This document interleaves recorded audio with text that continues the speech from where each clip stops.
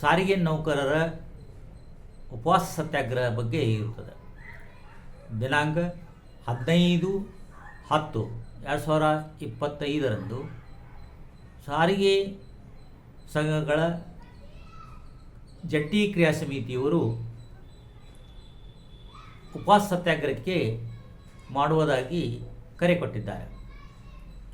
ಈ ಉಪವಾಸ ಸತ್ಯಾಗ್ರಹಕ್ಕೆ ರಾಜ್ಯದ ಮೂಲೆದ ಎಲ್ಲಿನ ಸಾರಿಗೆ ನೌಕರರು ಬೆಂಬಲವನ್ನು ನೀಡುತ್ತಿದ್ದಾರೆ.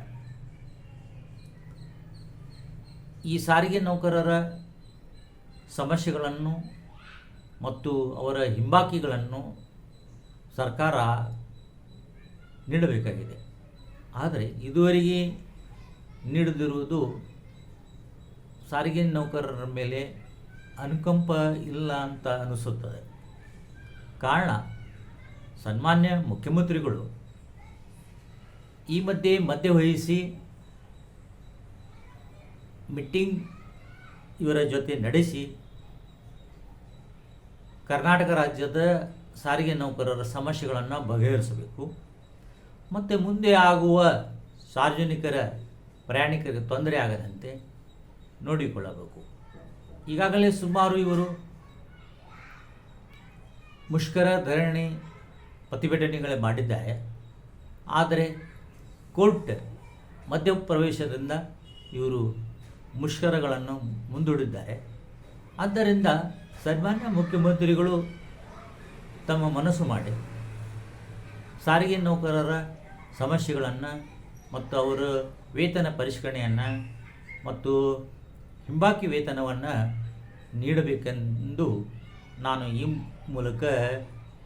ವಿಡಿಯೋ ಮೂಲಕ ಅವರಲ್ಲಿ ಕೇಳಿಕೊಳ್ತೇನೆ. ಮತ್ತು ಈ ಕುರಿತು ಆನಂದ್ ಸುಬ್ಬರಾವ್ ಅವರು ಮಾತಾಡಿದ್ದಾರೆಂಬುದು ನಾನೇನೋ ಅಂತ ಆದೇಶಗಳು ನೋಡಿದಪ್ಪ. ಆದೇಶಗಳಿದ್ದರೂ ಕೂಡ ಆದೇಶ ಕೊಡ್ತಾರೆ, ಅದು ಜಾರಿ ಮಾಡಬೇಕು ಅಂತ ಕೊಡೋಲ್ಲ. ಆ್ಯಂಡ್ ಅವರುಗಳು ಅಧಿಕಾರಿಗಳು ಇದಕ್ಕೆಲ್ಲ ಭಾಗವಾಗಿರ್ತಾರೆ.